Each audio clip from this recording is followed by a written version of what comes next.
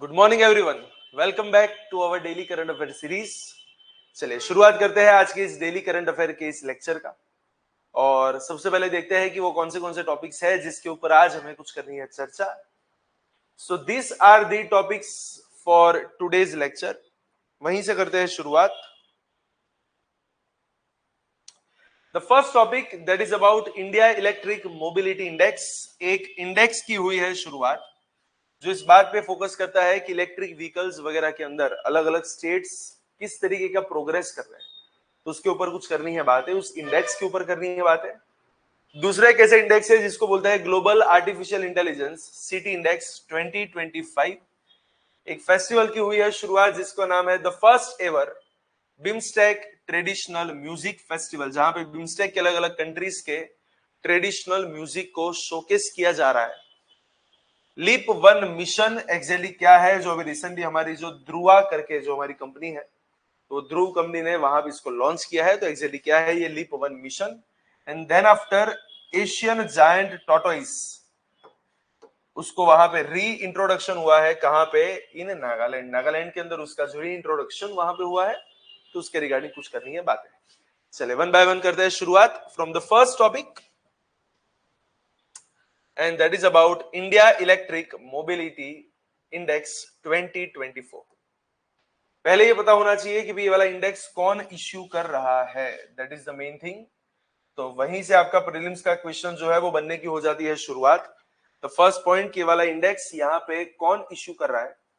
So it is issued by NITI Aayog. NITI Aayog ने कैसे index वहां पे किया है launch, and this is the first ever index जिसका मेन यूज क्या है, to track and rank the performance of states and union territories in the electric vehicle transition. Electric vehicle के ट्रांजिशन के अंदर अलग अलग स्टेट्स और यूनियन टेरिटरीज किस तरीके का परफॉर्मेंस दे रही है, उसको वहां पर रैंकिंग देने के लिए एक इंडेक्स जारी हुआ है जिसका नाम है इंडिया इलेक्ट्रिक मोबिलिटी इंडेक्स। और पहले अगर हम एक बात करें तो इसके रिगार्डिंग यहाँ पे ध्यान रखना है, यहाँ पे सिर्फ किसके ऊपर फोकस है, that is there progress in E mobility adoption, infrastructure readiness and innovation efforts towards electronic vehicles. किसने किया है इसको launch? It is launch by NITI Aayog. और ईवी के ट्रांजिशन के अंदर अलग अलग स्टेट का किस तरीके का परफॉर्मेंस है उसको वहां पे दिखा रहा है, ताकि बेसिकली होगा क्या, तो हमें एग्जैक्टली थोड़ी सी हेल्प मिलेगी इसके लिए, to align them with the national decarbonisation targets by 2070। 2070 तक के हमारे जो डीकार्बनाइजेशन के टारगेट है, जो हमने पंचामृत टारगेट के अंदर वहां पे शोकेस किए हैं, तो उन टारगेट्स को अचीव करने का हमको एटलीस्ट पता चले, जजमेंट लगे कि एग्जैक्टली कहां पे है अपना देश। और अगर हम इसकी कोर थीम वगैरह की अगर हम बात करें तो यहाँ पे टोटल 16 इंडिकेटर्स और 3 ब्रॉड कैटेगरीज को यहाँ पे रखा गया है। कौन सी कैटेगरीज की यहाँ पे बात है? एक तो है ट्रांसपोर्ट इलेक्ट्रिफिकेशन प्रोग्रेस, जो इलेक्ट्रिक व्हीकल्स का वहां पे पैसेंजर्स है, फ्रेट है, पब्लिक ट्रांसपोर्ट है, उन सब के अंदर वहां पे कितना अडॉप्शन रहा है, इस बात को यहाँ पे कंफर्म करेगा। देन आफ्टर वहां पे जो उसका दूसरा मेन, उसकी जो दूसरी मेन कैटेगरी है, that is about charging infrastructure. We all know that in this kind of transition जो सबसे बड़ी चैलेंज है वो एक चार्जिंग इंफ्रास्ट्रक्चर की है, as compare to the traditional vehicles जो ऑलरेडी इंडिया में चल रहे हैं। इलेक्ट्रिक व्हीकल्स के चार्जिंग का यहाँ पे थोड़ा सा इश्यू बनता है। एक तो इलेक्ट्रिक व्हीकल के चार्जिंग स्टेशन बहुत ही कम है as compare to the petrol pumps, and the second most point कि वहां पे टाइम कंज्यूमिंग थोड़ा सा ये ज्यादा हो जाता है, राइट। पेट्रोल जो है वो बोल सकते हैं कि 1-2 मिनट में वहां पे पेट्रोल भरवाए, उसके बाद आप निकल जाओ। बट इलेक्ट्रिक व्हीकल के अगर चार्जिंग स्टेशन वगैरह है तो वो 30 मिनट से लेके 6 घंटे तक का वहां पे टाइम लेते हैं टोटली उसको चार्ज करने में। तो जो टाइमिंग यहाँ पे इतना ज्यादा है, तो उस टाइमिंग को भी यहाँ पे कुछ सॉल्व करने की बात, तो उसकी रेडीनेस किस तरीके से है उसको भी यहाँ पे देखा जाएगा। In the last R that is research and development, और we can say research and innovation. तो जो R&D का इकोसिस्टम अलग अलग स्टेट के अंदर जो डेवलप हो रहा है, उनकी जो manufacturing capacities and technological advancement जो वहां पे हो रहे हैं, इन सबको वहां पे इवेल्युएट करना है। So this are the 3 broad categories. कौन सी ब्रॉड कैटेगरीज यहाँ पे है? एक है आपकी ट्रांसपोर्ट इलेक्ट्रिफिकेशन प्रोग्रेस और प्रोसेस, दूसरा है charging infrastructure and the last one is innovation ecosystem. और उसके की फीचर्स वहां पे क्या है, there is a comparative scoring. सारे के सारे स्टेट्स को 0 से लेके 100 का वहां पे स्कोर दिया जाएगा, offering transparent and data based performance tracking, जिसके आपको इंडिया में थोड़े से उसकी जो ट्रेंड्स वगैरह है उसको भी यहाँ पे देख रहे हैं इस इंडेक्स के अंदर जो वहां पे बताया है। टॉप परफॉर्मर्स कौन है, तो दिल्ली, महाराष्ट्र एंड छत्तीसगढ़, ये टॉप 3 स्टेट्स यहाँ पे है जो इसके अंदर वहां पे बहुत ही निखर के बाहर आए हैं। और अगर हम ट्रेंड के हिसाब से बात करें तो electric vehicle share in total vehicle sales अभी किसके आसपास है, तो पहले वो 5% था, अब वो बढ़ के 7.5 से भी ज्यादा हो चुका है, that is about 7.7%।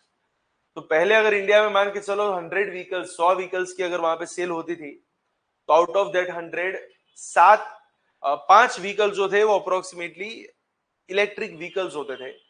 But with the time ये नंबर जो है वहां पे इंक्रीज हुआ है और 7.7 के आसपास पहुंच चुका है। दूसरा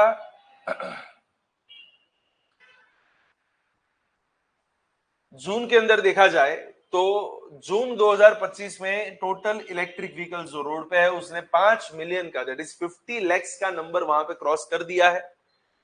और ऐसा बोला जाता है कि सिर्फ 2024 के अंदर 12 लाख नए इलेक्ट्रिक व्हीकल्स की वहां पे रजिस्ट्रेशन हुई है। और चार्जिंग इंफ्रास्ट्रक्चर के अंदर 2025 अक्टूबर तक 25,000 से भी ज्यादा charging station all over the India वहां पे इंस्टॉल वहां पे हुए हैं। सबसे हाईएस्ट चार्जिंग स्टेशन कहां पे इंस्टॉल किए गए हैं, दैट इज इन कर्नाटका। तो कर्नाटक के अंदर सबसे हाईएस्ट वहां पे इंस्टॉलेशन हुई है। और पॉलिसी स्प्रेड की अगर हम बात करें तो 29 स्टेट्स और union territories have notified their EV policies and 4 more are in the draft stage. तो देखा जाए तो total out of our total 36 states और union territory, 29 plus 4 that is 33 are on to it, वो इसके ऊपर अभी काम कर रहे हैं। So that is also good thing, इतने ज्यादा स्टेट्स और यूनियन टेरिटरीज यहाँ पे बेसिकली काम कर रहे हैं इलेक्ट्रिक व्हीकल्स के ऊपर। सिग्निफिकेंस क्या है, तो डेफिनेटली अगर इलेक्ट्रिक व्हीकल्स बढ़ने वाले हैं तो आपकी ग्रीन मोबिलिटी वहां पे थोड़ी सी और प्रमोट हो सकती है। 2070 तक का हमारा जो वहां पे टारगेट है कि हमको नेट जीरो कार्बन वहां पे रखना है, तो इस टारगेट को आप यहाँ पे अचीव कर सकते हैं। बिकॉज वी ऑल नो कि कार्बन का जो सबसे बड़ा सोर्स होता है वो होता है अपने व्हीकल्स वगैरह। अगर आप व्हीकल्स में से कार्बन डाइऑक्साइड को एमिट करना बंद कर दोगे तो मान के चलो ये नंबर वहां पे हासिल हो सकता है। प्लस इंफ्रास्ट्रक्चर की प्लानिंग वहां पे बढ़ेगी, मेक इन इंडिया और रिसर्च एंड डेवलपमेंट को और वहां पे सपोर्ट मिलेगा। And that is all about India electric mobility index. और नेक्स्ट टॉपिक से जाने से पहले मैं आपको बता दूं, PD Gurukul Gandhinagar as well as Ahmedabad दोनों ब्रांचेस के ऊपर नई बैचेस की हो रही है शुरुआत from this 15 August, that is Independence Day. तो अगर अभी तक आपने एनरोलमेंट नहीं करवाया है तो इस नंबर के ऊपर आज ही आप वहां पे कांटेक्ट कर सकते हैं, that is the number, or you can also fill up the form which is given in the description box so that our staff member will contact you. You can also download this PDF from our Telegram group channel. It is also mentioned in the description box, right? So you can go there and you can download the PDF. And for your information, this PDF is available in both the languages, that is in English as well as Gujarati. So for all those aspirants who are doing their preparation in Gujarati medium, you can also download the same. आप भी उसको यहाँ पे download कर सकते हैं, है ना। चलिए नेक्स्ट टॉपिक के ऊपर अपने आगे बढ़ते हैं। After this India Electronic Mobility Index, the next topic that is about Global Artificial Intelligence City Index 2025। कुछ आर्टिफिशियल इंटेलिजेंस के रिगार्डिंग यहाँ पे जो इंडेक्स होता है जिसका नाम है global artificial intelligence city index, जो अलग अलग शहरों का एक इंडेक्स है जो चेक कर रहा है कि एआई के अंदर आप कितना बढ़िया तरीके से आगे बढ़ रहे हैं। वहां पे बेंगलुरु ने रिसेंटली 26वां नंबर हासिल किया है और बोल सकते हैं कि इंडिया का ये top AI R&D and data centre hub बन चुका है Bengaluru. That is the most important for your prelims. तो प्रीलिम्स के लिए वाली चीज ध्यान में रखना कि यहाँ पे बेंगलुरु जो है वो इंडिया का सबसे top most AI R&D and data centre hub वहां पे बन चुका है। और एग्जैक्टली ये इंडेक्स है क्या, तो ग्लोबल बेंचमार्किंग रिपोर्ट है जो किस बात को एवेल्यूट कर रहा है, जो अलग अलग सिटी को उनकी कैपेसिटी, उनके इन्वेस्टमेंट और इनोवेशन के बेसिस पे वहां पे रैंकिंग्स वगैरह देते हैं। और कौन इसे पब्लिश कर रहा है? तो market research firm counter point research जो इसको वहां पे पब्लिश करने का करता है काम। मेन ऑब्जेक्टिव वहां पे है क्या कि भैया जितने भी ग्लोबल अर्बन सेंटर्स हैं, लीडिंग ग्लोबल अर्बन सेंटर्स, वहां पे आर्टिफिशियल इंटेलिजेंस का किस तरीके से डेवलपमेंट हो रहा है, वहां पे रिसर्च एंड डेवलपमेंट क्या हो रहा है, इंफ्रास्ट्रक्चर के ऊपर उसकी कौन सी वहां पे बढ़िया सा वहां पे बिल्डअप हुआ है, इन सबको चेक करने का काम जो है वो ये वाला इंडेक्स वहां पे करता है। और यहाँ पे कौन से क्राइटेरिया को यूज किया जाता है? सबसे पहली चीज, आपके पास आर्टिफिशियल इंटेलिजेंस के R&D की इकोसिस्टम एग्जैक्टली है क्या? सेकेंड पॉइंट, कितने स्टार्टअप और technological hubs, that is tech hubs आपके पास है। तीसरा, आपके पास कितना इन्वेस्टमेंट का इनफ्लो आ रहा है और कौन सी जगह पे आप पीपीपी मॉडल का यूज कर रहे हैं, that is public private partnership.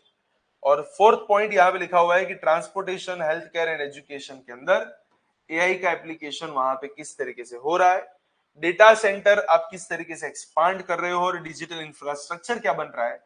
This are all the criterias which are used for artificial intelligence. और यहां पे अगर हम बात करें उसकी की फीचर्स की, तो देखिए ये इंडेक्स बेसिकली करता क्या है, तो दुनिया के सबसे फास्टेस्ट ग्रोइंग एआई सिटीज जो है उसको वहां पे ट्रैक करता है, जहां जिसमें से एक आपको बेंगलुरु भी मिलेगा, Riyadh is there and Hangzhou is also there. It highlights artificial intelligence led urban innovation in traffic safety, health care and education. इन सारे जोन्स के अंदर अर्बन इनोवेशन में एआई का किस तरीके से रोल रहता है, इन सबको वहां पे हाईलाइट करेगा। It evaluates the collaboration, infrastructure readiness and education programmes and shows regional trends in AI super computing and public policy frameworks.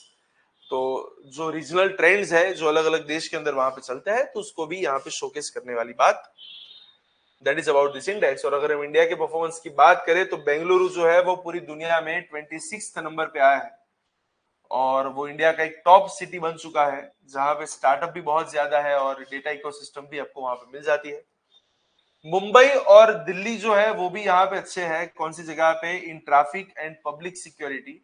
तो वहां पे जो आर्टिफिशियल इंटेलिजेंस का यूज होता है वहां पे मुंबई दिल्ली का परफॉर्मेंस अच्छा है। Other Indian cities in top national ranks also includes Chennai as well as Kolkata. तो मुंबई, दिल्ली, चेन्नई, कोलकाता, बेंगलुरु, ये सब वहां पे सबसे बड़े बड़े सिटीज जो एआई का बहुत ज्यादा यूज कर रहे हैं। So that is our performance. और अगर हम पूरे दुनिया की बात करें तो सबसे हाईएस्ट एआई सिटीज कहां पे मिलते हैं, तो वहां पे एक तो सिंगापुर है, सियोल है, बीजिंग है, दुबई है और सैन फ्रांसिस्को है। सिंगापुर वैसे तो सबको पता ही है, it is a country as well as वहां पे सिटी भी आपको मिल जाएगा। Seoul is there, Beijing China is there, Dubai that is UAE and San Francisco that is in USA. तो सारे के सारे सिटीज यहाँ पे एआई के, बोल सकते हैं कि उसकी इनोवेशन के अंदर या फिर उसको बूस्ट करने के लिए वहां पे टॉप पे रहे हैं। This are the top 5 cities.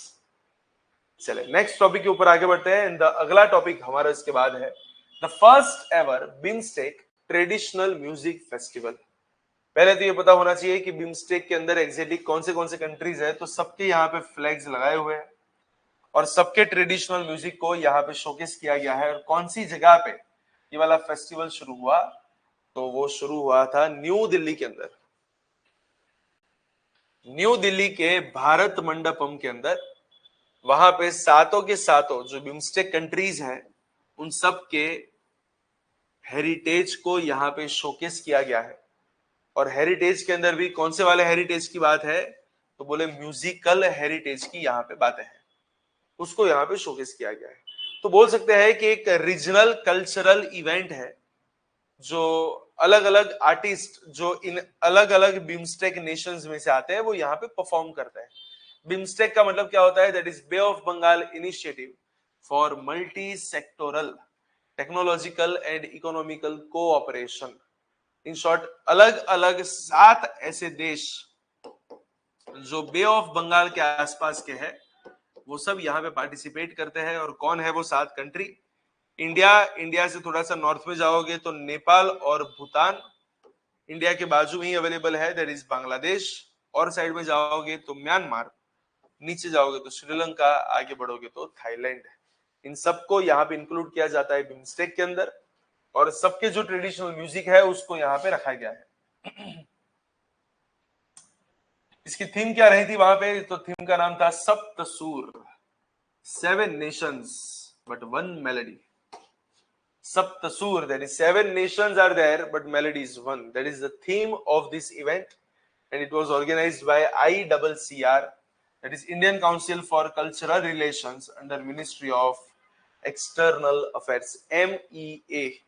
Ministry of external affairs के अंडर में ICCR के द्वारा इसको ऑर्गेनाइज किया गया, जिससे रीजनल इंटीग्रेशन बढ़े, कल्चरल डायलॉग वहां पे बढ़े, और लोगों का एक दूसरे के साथ जो कनेक्शन है वो और ज्यादा वहां पे गाढ़ा होता जाए। और उसके मेन फीचर्स कौन से रहे इस फेस्टिवल के? एक तो पहले ही हमने बात की कि अलग अलग जगह से लोगों ने यहाँ पे किया participation, that is multinational participation of various artist from all these countries, and it was an open cultural access. The festival is free and open to all. ध्यान रखना ये बहुत ही फ्री वाला फेस्टिवल है और सबके लिए ओपन है, अगर कोई भी चाहे तो यहाँ पे जा सकता है। So it encourage inclusive public participation as well as awareness. Soft power diplomacy भी यहाँ पे बोल सकते हैं, that reinforces India's use of cultural diplomacy. और कल्चरल की बात आती है तो वहां पे सॉफ्ट पावर होता है।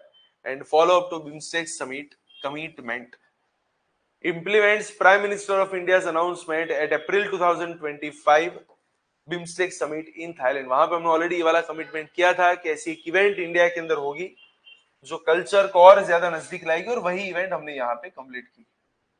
सो बोल सकते हैं कि जितने भी बिम्स्टेक के कंट्रीज हैं उन सबके कल्चर का एक इंटीग्रेशन यहाँ पे आपको दिखाई दे रहा है, और वही है उसका सिग्निफिकेंस कि कल्चरल डिप्लोमेसी वहां पे और बेटर हुई, रीजनल कोहिजन वहां पे बढ़ा, और इंडिया का जो ग्लोबल रोल है, हमारा जो वसुदेव कुटुंबकम वाला जो हमारा नारा है, वो हर जगह पे हमने वहां पे स्प्रेड करा है। That is all about this festival. तो ध्यान रखना, फर्स्ट बिम्स्टेक म्यूजिक फेस्टिवल कहां पे हुआ है?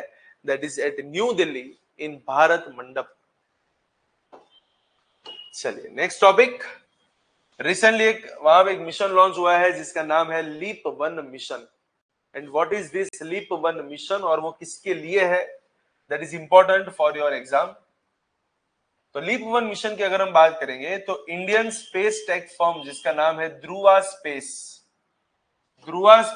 Is set to launch the first commercial satellite mission. उसका ये पहला कॉमर्शियल सैटेलाइट मिशन है जिसका नाम है leap 1। What is leap? That is launch, experiment, analyse and progress. उसका लीप 1 मिशन जो है वो वहां पे लॉन्च होने के लिए जा रहा है। और कहां से होने वाला है लॉन्च? कौन इसमें हेल्प करेगा? By the help of SpaceX falcon 9 rocket, जो सबसे ताकतवर रॉकेट माना जाता है स्पेसएक्स, उसका फाल्कन 9 रॉकेट, वहां उसका यहाँ पे होने वाला यूज। और ध्यान रखना, ये जो सैटेलाइट लॉन्च होने वाला है, it is the first commercial satellite mission by Dhruva Space. और यहाँ पे कौन सी चीज को कैरी होने वाली है? कॉमर्शियल सैटेलाइट है, so international payloads of artificial intelligence and earth observation, in short AI और अर्थ ऑब्जर्वेशन को बढ़ाने वाला एक सैटेलाइट जिसका नाम है लीप 1, जो ध्रुवा कंपनी वहां पे लॉन्च करने के लिए जा रही है। इसको डेवलप किसने किया है? तो हैदराबाद बेस्ड हमारी ध्रुवा स्पेस लिमिटेड कंपनी। और वहां पे अकुला टेक जो ऑस्ट्रेलिया की कंपनी है, और एस्पर सैटेलाइट जो ऑस्ट्रेलिया का है, वो वहां पे थोड़ा सा कोलैबोरेशन वहां पे करेंगे। तो अकुला टेक और एस्पर सैटेलाइट्स, इन दोनों के कोलैबोरेशन से फाइनली ये वाला मिशन यहाँ पे हो रहा है शुरू। और यहाँ पे एग्जैक्टली किसकी बात है? Demonstrates the real time geospatial AI processing in the space, जिससे low cost hosted payload missions for defence, agriculture and disaster monitoring, इन सबको यहाँ पे अनेबल करेगा। It showcased Dhruva's P30 satellite platform for commercial deployment. ध्यान रखना, P30 satellite platform Dhruva का है, और वहां पे दो टाइप के मेजर पेलोड्स हैं, एक है नेक्सस 1 और दूसरा है OTR2। नेक्सस 1 जो है वो बेसिकली फोकस करता है आर्टिफिशियल इंटेलिजेंस और मशीन लर्निंग मॉड्यूल के ऊपर, जबकि OTR2 जो है वो बेसिकली वो अर्थ ऑब्जर्वेशन वाला जो हमारा ऑब्जेक्टिव है उसको वहां पे कंप्लीट करने के लिए। तो दोनों अलग अलग ऑब्जेक्टिव के लिए यहाँ पे दोनों अलग अलग चीजें हैं। एक है नेक्सस 1 जहां पे वो अकुला टेक ऑस्ट्रेलिया की कंपनी ने हेल्प की है, दूसरा है OTR2 जहां पे एस्पर सैटेलाइट्स ने वहां पे हमको हेल्प की है। और प्लेटफॉर्म कैसा रहेगा? So it is built on Dhruva's P30 satellite bus qualified earlier via ISRO's PSLV C58। Operation किस तरीके से है? तो it is managed by Dhruva's ISOCS, that is ISOCS, Integrated Space Operation as Command Suite। In short Dhruva company जो है वो पूरा इस ऑपरेशन के ऊपर वहां पे ध्यान रखने वाली है। और ध्रुवा स्पेस एग्जैक्टली है क्या? ये एक award winning private Indian space tech firm है जो full stack space engineering solutions को ऑफर कर रही है। इन शॉर्ट स्पेस के रिगार्डिंग नए नए सॉल्यूशंस बनाने के लिए, नए नए इनोवेशंस करने के लिए एक कंपनी यहाँ पे कार्यरत है जिसका नाम है ध्रुवा। 2012 के अंदर इसका हुआ था फाउंडेशन और उसका विजन था कि भैया इंडिया के स्पेस सेक्टर के अंदर प्राइवेटाइजेशन को हमें बूस्टअप करना है। हेडक्वार्टर कहाँ पे है? तो बोले हैदराबाद। और इस कंपनी के जो मेजर अचीवमेंट्स की अगर हम बात करें तो कौन से यहाँ पे है मेजर अचीवमेंट्स? तो successfully qualified satellite buses on ISRO launch missions. पहली ऐसी फर्म है जो कॉमर्शियल पेलोड्स को वहां पे लॉन्च कर रही है, उसको होस्ट कर रही है। और 2,80,000 स्क्वायर फीट की फैसिलिटी वाले शमशाबाद फॉर फैसिलिटी वहां पे है, that is in Shamshabad for satellites up to 500 kg। तो 500 किलो तक के सैटेलाइट को लॉन्च करने की फैसिलिटी भी यहाँ पे उन लोगों ने प्रोवाइड की है। It is recognized and supported by ISRO, IN-SPACe and Australian Space Agency. So that is all about this Dhruva company, जो एक प्राइवेट सेक्टर की एक कंपनी है जो स्पेस के अंदर प्राइवेटाइजेशन को बूस्ट करने के लिए वहां पे हेल्प कर रही है, right. And then after the last topic of today's current affair, and that is about Asia's giant tortoise reintroduction in Nagaland। Nagaland के अंदर एशिया के सबसे जायंट टॉर्टोइस को वहां पे किया है हमने वापस री इंट्रोड्यूस। और नागालैंड में एग्जैक्टली कहां पे? तो ये प्लेस बस आपको पता होनी चाहिए, वो प्रीलिम्स के लिए काम की है। Zeliang community reserve, Zeliang community reserve Nagaland के अंदर द जायंट एशियाटिक टॉर्टोइस को वहां पे री इंट्रोड्यूस किया गया है, जो वहां पे एक जॉइंट इनिशिएटिव है Nagaland forest department and India turtle conservation programme का। तो बेसिकली देखा जाए तो ये एशियंट जायंट टॉर्टोइस जो है, they are the largest land tortoise in mainland Asia.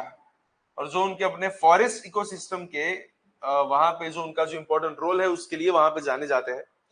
एक बहुत ही slow moving herbivorous and crucial for seed dispersal, soil turnover and maintaining of forest health, इन सब के लिए एक इंपॉर्टेंट स्पीसीज जिसका नाम है एशियंट जायंट टॉर्टोइस। और उनका हैबिटेट किस तरीके का है? तो normally they are found in tropical and subtropical forest of India, Bangladesh, Myanmar, Thailand, Malaysia, Indonesia वगैरह वगैरह। प्रेफर डेंस मॉइस्ट लोलैंड, इन्हें डेंस और मॉइस्ट लोलैंड वहां पे पसंद आती है, as well as hilly forest, especially with the abundant leaf litter and undergrowth, जो कि उनका खाने का सबसे मेन वहां पे साधन है। In India it was historically wide spread in the north east zone, जहां पे वो नागालैंड और अरुणाचल प्रदेश के अंदर सबसे ज्यादा वहां पे स्प्रेडेड थे। और IUCN का अगर हम स्टेटस वहां पे देखें तो वो IUCN की रेड लिस्ट में भी है। It they are critically endangered. और उसको कहां पे लिस्ट किया गया है? अगर हम वाइल्ड लाइफ प्रोटेक्शन एक्ट की बात करें तो वो शेड्यूल नंबर 4 के अंदर वहां पे लिस्टेड है, वाइल्ड लाइफ प्रोटेक्शन एक्ट 1972। तो फाइनली वाले टॉर्टोइस जो है उसको रीइंट्रोड्यूस किया गया है नागालैंड के अंदर, जो कि वहां की इकोसिस्टम को शायद और वहां पे बूस्टअप करेंगे। और ऐसे कितने टॉर्टोइस को हमने यहाँ पे रीइंट्रोड्यूस किया है? तो ध्यान रखना, there are total 10 critically endangered tortoise were reintroduced. Total 10 ऐसे टॉर्टोइस को हमने नागालैंड में यहाँ पे रीइंट्रोड्यूस किया है। And that's it, that is all about all this topics. और ये वाला जो लास्ट टॉपिक था वो प्रीलिम्स के कंटेक्स्ट में ज्यादा था as compare to the mains. Mains में टॉर्टोइस के बारे में तो नहीं पूछ सकते, कहीं पे कुछ बायोडाइवर्सिटी वाला अगर कोई क्वेश्चन आता है तो वहां पे आप इसको यूज कर सकते हैं, राइट। चलिए, तो इसी के साथ आज का लेक्चर जो है वो यहाँ पे करते हैं एंड, और कुछ नए टॉपिक्स के साथ, कुछ नए करंट अफेयर्स के साथ वापस एक बार मिलेंगे। तब तक के लिए all the very best for your preparation. And जाते जाते वापस एक बार आपको बता दूं, PD Gurukul Gandhinagar as well as Ahmedabad which is the best institute for civil service preparation, हमने यहाँ पे नई बैचेस को लॉन्च किया है from the 15th August, that is Independence Day. तो अभी तक अगर आपने वहां पे एनरोल नहीं करवाया है तो नीचे आपको एक फिलअप फॉर्म वहां पे मिलेगा डिस्क्रिप्शन बॉक्स के अंदर, you can fill up that form and our coordinators will get you. कोई भी आपके एग्जाम की रिगार्डिंग जितनी भी क्वेरीज वगैरह है वहां पे आप सॉल्व कर सकते हैं। चलिए, थैंक यू सो मच। आज का लेक्चर यहाँ पे एंड करते हैं।